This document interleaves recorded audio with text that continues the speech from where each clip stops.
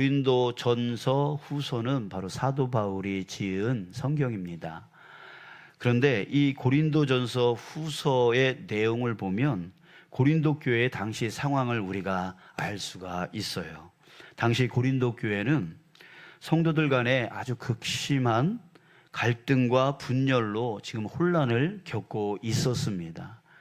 지금만 교회마다 문제가 있는 게 아니라 그 당시에 처음 교회가 생기고 생긴 교회가 이제 성장을 거듭하면서 또 그 안에서 내용이 생기고 여러 가지 갈등과 분열이 생기는 일이 있었다는 얘기죠. 자, 그런데 어떤 일이었냐면 고린도전서 1장 12절에 보면 내가 이것을 말하거니와 너희가 각각 이르되 나는 바울에게, 나는 아볼로에게, 나는 게바에게, 나는 그리스도에게 속한 자라 한다는 것이니. 그러니까 서로 파를 나누는 거예요. 나는 바울파야, 나는 아볼로파야, 나는 게바파야, 허다못해 나는 그리스도파야 라고 하는 사람들이 있었다는 거예요. 그러면서 서로를 이해를 못하고 서로 주장을 하면서 갈등과 다툼이 일어나게 되어졌던 겁니다. 자, 그런데 여러분, 이 고린도 교회의 분열과 갈등은 거기서 멈추는 게 아니라 이 고린도 교회를 개척했던, 그러니까 담임 목사격이죠, 이 개척했던 바울을 적대시하고 바울을 공격하고 비난했던 사람들이 있었습니다. 고린도후서 5장 12절에 보면 이렇게 말해요. 마음으로 하지 않고 외모로 자랑하는 자들에게 대답하게 하려 하는 것이라. 자, 무슨 말이냐면 바울을 비방하고 대적했던 사람들은 마음이 아니라 외모로 자랑하는 사람들이었다는 얘기예요. 그들은 지금 자격증 같은, 지금 요새도 사람들마다 스펙, 자격증 이런 것들을 자랑하지 않습니까? 나는 이것도 갖고 있고 나는 저것도 갖고 있다라고 하면서 그렇게 자기를 능력 있는 것을 그렇게 자격증을 통해서 드러내려고 하는데, 당시에도요 추천서, 자격증과 같은 추천서가 있었어요. 그 추천서를 이 사람들이 가지고 다녔습니다. 나 이런 사람이야. 이거 나타내 보이려고요. 그리고 능력에 보이는 어떤 능력을 자랑했습니다. 자, 그러면서 바울은 저 사람은 추천서도 없지, 저 사람은 능력도 재능도 없지, 말하는 것도 어눌하지, 이러면서 사도 바울을 비난하고 대적하는 그런 사람들이 있었다는 거예요. 자, 그들이 내세우는 평가 기준은 무엇이었습니까? 바로 외적인 것들, 족보나 혈통, 출신지나 학력, 혹은 눈에 보이는 업적과 같이 오늘날에도 사람들이 흔히 자랑하는 그런 것들을 그들이 자랑했던 것이죠. 자, 그런데 여러분, 바울은 이러한 태도를 16절에서 이렇게 말합니다. 그러므로 우리가 이제부터는 어떤 사람도 육신을 따라 알지 아니하노라. 육신을 따라라고 하는 말을 써요. 자, 이 말이 무슨 뜻이냐면 육신을 따라 평가한다는 거예요. 육신의 그 겉모습을 보고 평가한다는 것이죠.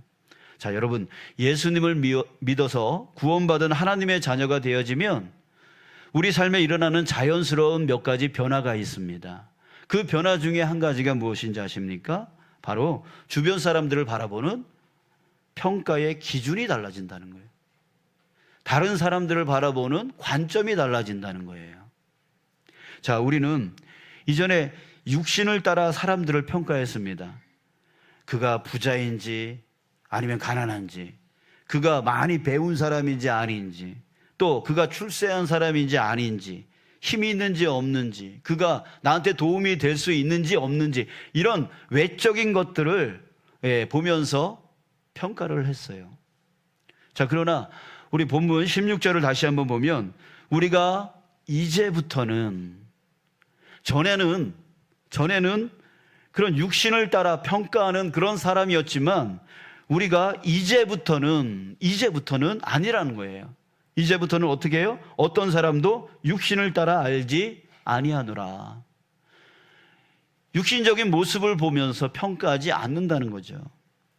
여러분, 우리 그리스도인들의 중요한 특징 가운데 하나는 바로 더 이상 사람들을 육신, 바로 겉모습을 따라서 판단하지 않는다는 거예요. 지금 우리는 이 자리에 함께 지금 예배하고 있습니다. 자, 그런데 여러분들 옆에 앉아 있는 사람, 여러분들 왜 같이 앉아 계십니까? 이 사람이 나한테 도움이 될 것 같아서? 이 사람이 권세가 있어서? 이 사람이 잘 사는 사람이라서? 예, 그런 사람이라서 여러분들 같이 앉아 있습니까? 아니죠. 예, 아니에요. 우리는 그런 게 중요하지 않습니다. 지금 내 곁에 함께 지금 예배하고 있는 이분, 그분이 예수님을 믿었기 때문에, 그래서 구원받은 하나님의 자녀가 되었기 때문에 바로 이것이 중요한 거죠. 여기에 모여진 우리 모두는 어떤 권세, 어떤 외적인 모습, 어떤 그런 것들 때문에 지금 이 자리에 우리가 함께 모여 있는 게 아니죠. 여러분, 누구 때문에 이 자리에 모여 있습니까? 바로 예수님 때문에. 우리가 예수님을 믿어 하나님의 자녀가 되었기 때문에 지금 이 자리에 우리가 함께 같이 앉아 있는 것이죠. 그것이 제일 중요한 거예요. 다른 것을 보면 안 되는 것이죠. 이 관점이 무엇이냐면 육신의 관점이 아니라 복음의 관점이라고 하는 겁니다. 복음의 관점, 바로 예수님을 믿어 구원받은 하나님의 자녀로서 함께 거한다, 함께 이렇게 공동체를 이룬다, 이것이 바로 복음의 관점인 거예요. 한마디로 우리 그리스도인들은 내 곁에 있는 사람을 육신의 관점으로 판단하지 않습니다. 우리는 사람들을 복음의 관점으로 보는 자들이에요. 이것이 바로 그리스도인들의 마땅한 자세인 것이죠. 자, 여러분, 바울을 대적했던 사람들처럼 육신의 관점으로 누군가를 평가하게 되면 그 안에 갈등이 또 다툼이 일어납니다. 그러나 복음의 관점으로 서로를 바라보게 되어지면 그 믿음의 공동체 안에 화해가 일어납니다. 또 화평이 찾아오게 되어집니다. 자, 이거는 교회만이 아니에요.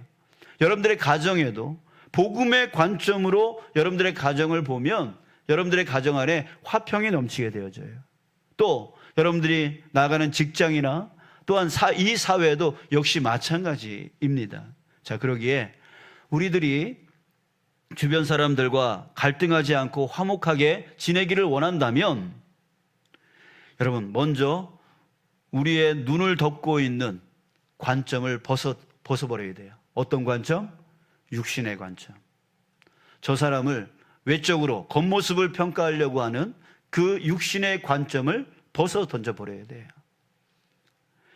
그리고 우리를 화목하게 만들려고 한다면 바로 복음의 관점을 가져야 된다는 것이죠. 그 육신의 관점이 우리로 하여금 계속 갈등과 다툼을 일으켜서 결국 갈등과 다툼이 끊이지 않게 되어지는 거예요. 바울은 그 복음의 관점을 이렇게 요약하고 있습니다. 17절입니다. 우리 다 함께 읽을까요? 17절 시작. 그런즉 누구든지 그리스도 안에 있으면 새로운 피조물이라. 이전 것은 지나갔으니 보라 새 것이 되었도다. 아멘. 자, 우리 옆 사람을 한번 보세요. 옆 사람을 한번 눈 맞춰 보세요. 그 사람이 어떻게 보입니까? 나보다 못생긴 사람? 내 왼수? 그렇게 보이십니까? 아니에요. 사도 바울은 우리에게 이렇게 말해주고 있어요. 그런즉 누구든지 그리스도 안에 있으면 새로운 피조물이라. 이전 것은 지나갔으니 보라 새 것이 되었도다. 이게 바로 복음의 관점으로 보는 그 눈이 여러분들의 옆에 있는 사람들을 보는 그 눈이 바로 이렇게 보여야 되는 거예요. 이렇게 보여야 되는 거예요. 예수님으로 말미암아 우리는 하나님께서 창조하신 새로운 피조물이 되었다는 사실입니다. 우리는 이제 더 이상 죄와 사망의 세력에 억눌려 있지 않습니다. 우리는 더 이상 과거의 그 죄악된 모습으로 머물러 있지 않습니다. 우리는 더 이상 옛 모습에 묶여 있지 않습니다. 우리는 예수 그리스도로 말미암아 우리의 이전 모습은 다 지나가 버렸습니다. 다 사라져 버렸습니다. 이제 우리는 하나님께서 창조하신 새로운 피조물이 된 것입니다. 우리는 이제 예수 그리스도의 십자가 죽음으로 용서함을 받았기 때문에 하나님은 우리를 어떻게 보냐면 죄인으로 보지 아니하고 예수님을 통해서 우리를 볼 때에 의인이라고 말해주고 계시는 거예요. 하나님이 우리를 볼 때 의인으로 보고 계시는 거예요. 또 예수 그리스도의 부활로 말미암아서요, 우리는 영원한 생명을 얻었습니다. 또 하나님은 그러한 우리에게 하나님의 자녀가 되는 권세를 주셨습니다. 지금 여러분들은 누굽니까? 누구예요? 하나님의 자녀입니다. 하나님의 자녀가 이미 되었습니다. 이것이 바로 지금 우리들의 실체라고 하는 거예요. 내 모습이라고 하는 거예요. 지금 여러분 옆에 앉아있는 사람들의 모습이라는 거예요. 물론 지금 우리의 겉모습으로만 보면 과거와 별로 다르지 않습니다. 예전 모습 그대로인 것 같습니다. 그러나 그것은 어디까지나 뭘로 보았기 때문에요? 육신의 관점으로 보았기 때문에 그렇다는 거예요. 복음의 관점으로 보면 어떻게 됐다는 거예요? 새로운 피조물이 됐다는 거예요. 저 사람은 과거가 뭐 어때 저때, 저 사람은 지금 저 사람은 지금 모습이 이래 저래. 여러분, 지금 여전히 이런 말을 하고 있다면 여러분, 그 사람은 아직 육신의 관점을 벗어버리지 못한 사람들입니다. 즉 복음이신 예수님을 믿지 못한 사람이라는 거죠. 복음이신 예수님을 믿는 사람은 그로 인해 완전히 새로운 피조물이 되었음을 깨닫습니다. 그래서 자기 자신도 이제는 육신의 관점으로 자기 자신을 보는 게 아니라 복음의 관점으로 자기 자신을 보는 거예요. 나는 새로운 피조물이 됐어. 나는 완전히 이제 새로운 피조물이 됐어. 나 때문이 아닙니다. 내 행동 때문이 아닙니다. 내 삶 때문이 아닙니다. 바로 예수 그리스도 때문에 내가 새로운 피조물이 됐어 라고 자기 자신을 그렇게 보게 되어지는 거예요. 그리고 다른 사람은 어떻게 또 볼까요? 다른 사람도 역시 마찬가지로 새로운 피조물이 되었음을 보고 알게 되어지는 것이죠.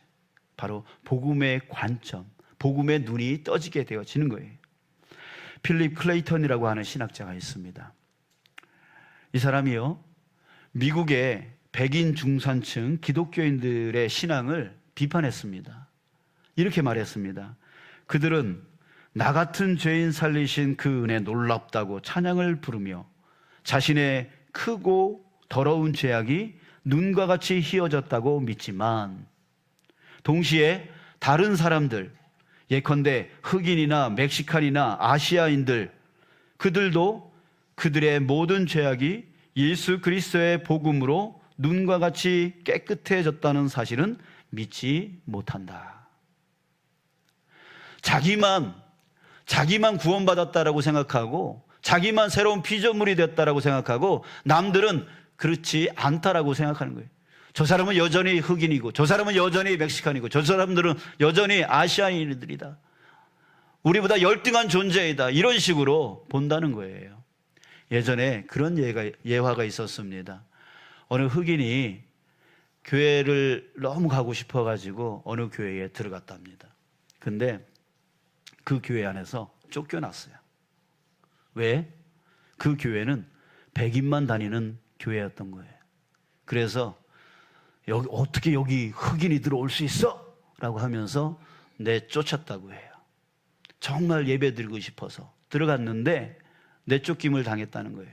그래서 그 교회 밖에 계단에서 엉엉 울고 있었는데 어느 한 사람이 옆에 쫙 앉으면서 무슨 일이냐고, 저기 내가 들어가서 예배드리고 싶었는데 쫓겨났다고.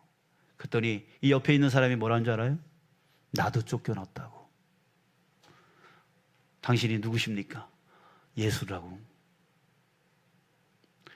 그러니까 예수님도 쫓겨났다는 거예요.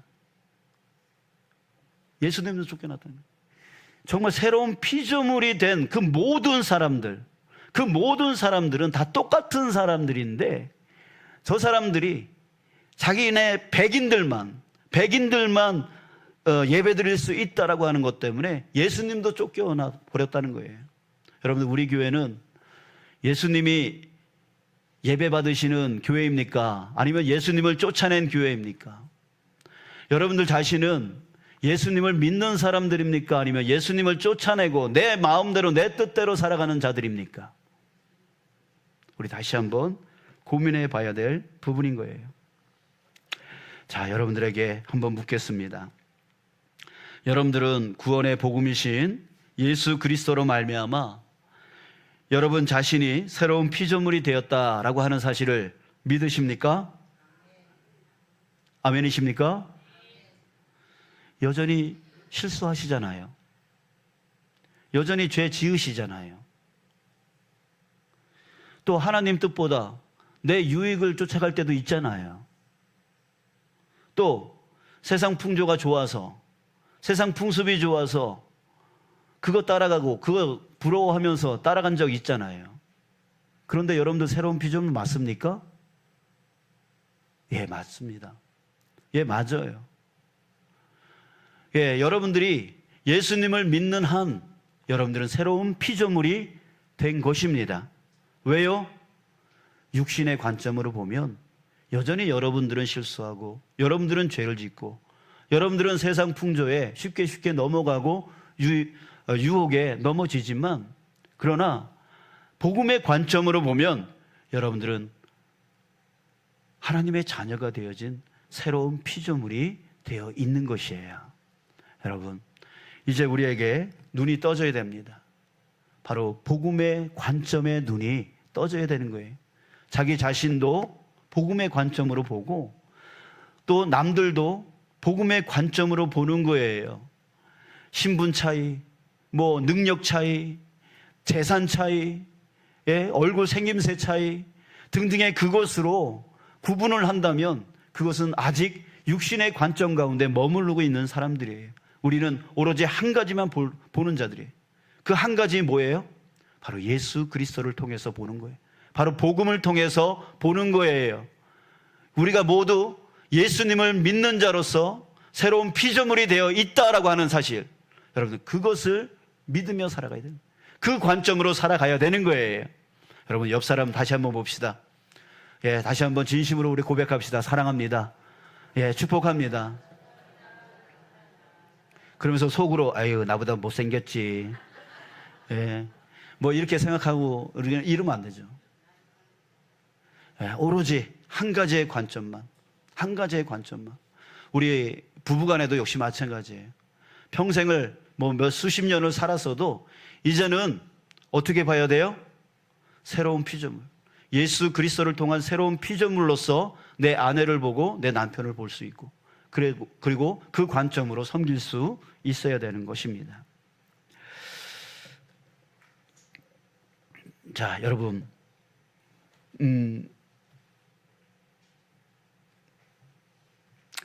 우리 곁에 있는 사람, 이제 육신의 관점이 아닌 복음의 관점으로 바라봐야 된다라고 하는 거 여러분들 우리 잊지 않기를 간절히 소원합니다. 우리 한 예를 또 생각해 봤습니다. 여러분, 금산교회 아십니까? 금산교회라고. 이 금산교회 일화가 아주 유명하죠. 그 교회에 조덕삼이라고 하는 장로님이 계셨습니다. 근데 이 교회에 조덕삼이라고 하는 사람과 이자익이라고 하는 사람이 있었는데, 이 조덕삼이라고 하는 사람은 어떤 사람이냐면 아주 큰 재산을 갖고 있는 집 주인이었습니다. 근데 이자익이 어떤 사람이냐면 그 집의 마부였습니다. 자, 그런데 참 희한하게도 이 두 사람이 장로 후보로 올라온 거예요. 예, 장로 후보로 올라왔어요. 근데 투표를 해서 누가 됐게요? 마부인 이자익이라고 하는 사람이 장로가 된 거예요. 예, 조덕삼이라고 하는 그 집 주인은 떨어졌어요. 여러분, 만약에 여러분들이라면 이 상황에서 어떻게 해야 할까요? 자, 그런데 놀라운 것은 뭐냐면 이 조독삼 집 주인이 이 자익을 바로 장로로 섬깁니다. 집에서는 마부였지만 교회에서는 장로로 섬기는 거예요. 참 불가능한 일이죠. 그런데 이 조독삼이라고 하는 이 분이 바로 그렇게 한 거예요.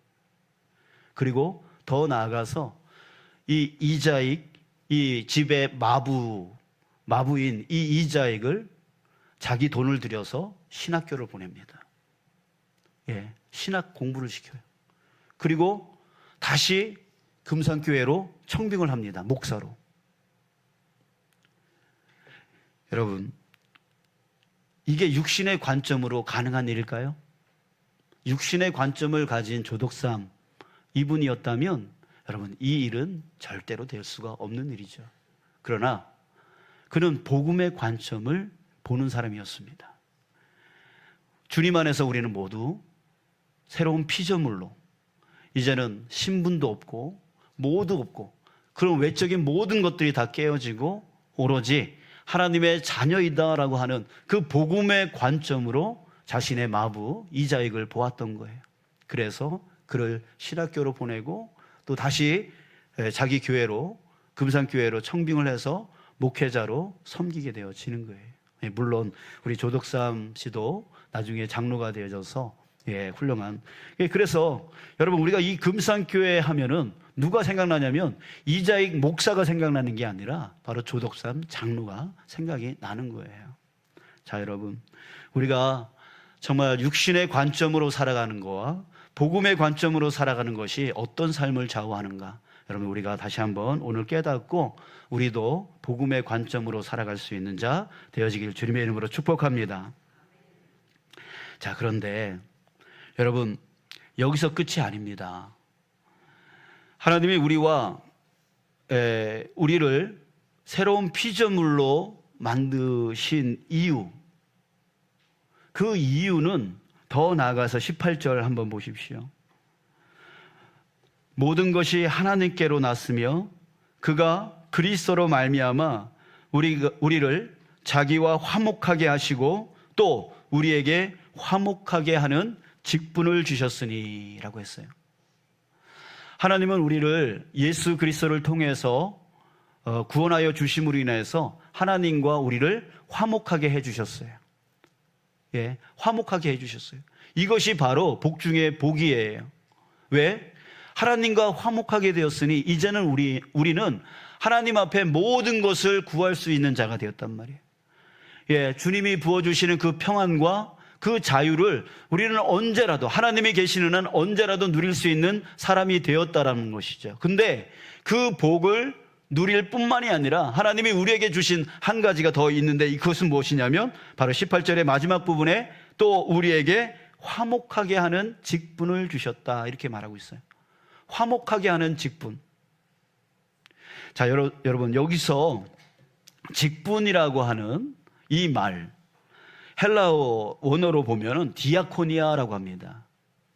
디아코니아는 우리말로 하면 봉사, 섬김 이런 뜻입니다. 자, 그러니까 우리에게 주신 그 화목의 직분은 무엇이냐면 화목하게 하는 봉사, 화평을 실천하는 섬김입니다. 사랑하는 성도 여러분, 하나님은 우리와 화목하게 하셨습니다. 그러기에 우리는 반드시 기억해야 되는 거예요. 우리도 화목하게 하는 직분이 주어졌다는 거. 그래서 여러분들이 가는 곳곳마다 어떤 일이 일어나야 돼요? 화목의 역사가 일어나야 되는 것이죠. 우리 그리스도인들이 가정으로 들어가면 가정이 화목하게 되어지는 거예요. 교회로 오면 교회가 화목하게 되어지는 거예요. 여러분들이 직장으로 가면 여러분들 때문에 직장이 화목하게 되어지는 거예요. 왜? 우리에게 화목의 직분을 주셨기 때문에. 그곳에 가서 봉사하고 섬김을 통하여 화목하게 만드는 것이죠. 이게 바로 우리가 해야 될 사명인 거죠. 우리가 해야 될 직분이에요. 예수님께서 제자들의 발을 씻기신 적이 있습니다. 이게 스승이 제자들의 발을 씻는다는 거, 우리는 그렇게 어려운 것이 아니다 이렇게 생각을 합니다. 그러나 당시에는 발을 씻는 것은 그 집의 가장 천한 종, 노예가 하는 일이었습니다. 그러니 스승이 제자의 발을 씻긴다라고 하는 것은 엄청난 놀라운 일이죠. 그래서 베드로가 뭐라고 합니까? 펄쩍 뛰면서 어떻게 스승이신 예수님이 나의 발을 씻을 수 있습니까? 안 됩니다 라고 극구 거부를 하다가 또 나중에 혼나잖아요. 여러분, 이게 정상이에요. 베드로의 반응이 정상인 거예요. 베드로가 오버한 게 아니에요. 정상이었어요. 그러나 예수님이 그렇게 해야 된다라고 하셨어요. 왜입니까? 이렇게 말씀하셨습니다. 내가 너희에게 행한 것 같이 너희도 행하게 하려 하여 본을 보였노라. 자, 내가 너희에게 행한 것 같이 너희도 행하게 하려 하여. 여러분, 정말 화목의 직분자는 어떻게 해야 됩니까? 바로 예수님처럼 하는 거예요. 예수님은 우리에게 본이 되어 주신 거죠. 어떻게 섬겨야 되는지, 어떻게 봉사해야 되는지 그것을 우리에게 보여주신 거예요. 만약 이런 섬김과 이런 봉사가 있다면 여러분, 어디를 가든지 간에 화목하게 만드는 자 되어질 줄 믿습니다. 여러분들 지금까지 한번 생각해 보세요. 내가 가는 곳곳마다 화목이 일어났습니까? 아니면 다툼과 갈등이 일어났습니까? 우리 교회 안에 여러 부서가 있고 여러 구역이 있고 여러 기관이 있습니다. 그런데 그곳에서 내가 가기만 하면 자꾸만 갈등이 일어나요? 자꾸만 다툼이 일어나요? 그럼 누구한테 문제가 있는 거예요? 자, 여러분, 내가 가는 곳마다 화목이 일어나고 평화가 일어나고 기쁨이 넘치는 그런 저와 여러분 되시길 주님의 이름으로 축복합니다. 주님이 우리에게 이 직분을 주셨어요. 이 사명을 주셨어요. 그런데 봉사와 섬기기 위해서는 어떻게 해야 됩니까? 내 주장을 내려놔야 돼요. 내 주장을 내려놔야 돼요. 내 뜻을 내려놔야 돼요. 내 마음을 내려놔야 돼요. 낮아져야 돼요. 예수님이 그 집에 가장 천한 노예가 하는 그 일까지 낮아지셔서 제자들의 발을 씻기신 것 같이 우리도 낮아져야 된다고요. 낮아져서 섬기면 그곳이 화목하게 되어진다고요. 자꾸만 높아지려고 합니다. 자꾸만 주장하려고 합니다. 자꾸만 내 뜻을 관철시키려고 합니다. 자꾸만 내 생각이 맞다라고 주장합니다. 이러니 그곳에 내가 가면 갈수록 갈등과 다툼이 일어나게 되어지는 것이죠. 그러나 예수님은 우리에게 그렇게 보여주지 않으셨어요. 낮아져서 섬기는 그 모습을 보였던 것이죠. 프란시스코 신부의 평화의 기도가 있습니다. 프란시스코 신부님은 화목의 직분을 감당하기 위해서 매일매일 이 평화의 기도를 했다라고 하는 거예요. 제가 한번 읽어드리겠습니다. 주여, 나를 당신의 도구로 써 주소서. 미움이 있는 곳에 사랑을, 다툼이 있는 곳에 용서를, 분열이 있는 곳에 일치를, 의혹이 있는 곳에 신앙을, 그릇됨이 있는 곳에 진리를, 절망이 있는 곳에 희망을, 어두움에 빛을, 슬픔이 있는 곳에 기쁨을 가져오는 자 되게 하소서. 위로받기보다는 위로하고, 이해받기보다는 이해하며, 사랑받기보다는 사랑하게 하여 주소서. 우리는 줌으로써 받고 용서함으로써 용서받으며 자기를 버리고 죽음으로써 영생을 얻기 때문입니다. 주님, 저를 평화의 도구로 사용하여 주소서. 자, 프란시스코 신부님은 매일매일 정말 주님의 도구로서 쓰임받기 위하여, 화목의 직분을 감당하기 위하여 매일매일 이 기도를 했다는 거예요. 또 우리 김수환 추기경 아시죠? 저는 이분의 글을 읽고 감동을 받은 한 가지가 있습니다. 무엇이냐면, 내가 사랑을 실천하기 위해서 70년이 걸렸다, 이런 말씀을 하셨어요. 70년이 걸렸대요. 머리에 있는 사랑해야 된다는 건 머릿속에서 알고 있는데 가슴이 움직이질 않는 거예요. 마음이 움직이질 않는 거예요. 행하지를 못했던 거예요. 그걸 끊임없이 고민을 한 거죠. 그러기를 70년이 걸렸다. 예, 누구보다 우리 김수환 추기경 사랑 많이 행한 사람으로 우리는 알고 있습니다. 근데 그게 70년 걸렸다는 거죠. 자, 여러분, 우리도 고민해야 됩니다. 그저 내 배가 어떻게 하면 배부를 수 있을까? 내가 어떻게 하면 잘 살 수 있을까? 내가 어떻게 하면 건강할 수 있을까? 내가 어떻게 하면 만족할 수 있을까? 내 배만을 위하여 기도하는 우리가 이제는 되지 말고, 이제는 정말 주님께서 우리에게 주신 이 화목의 직분을 온전히 감당하기 위하여 주님, 나를 주님의 도구로 사용하여 주십시오. 내 교회를 화목하게 만드는 도구로 사용해 주십시오. 내 가정을 화목하게 만드는 도구로 사용하여 주십시오.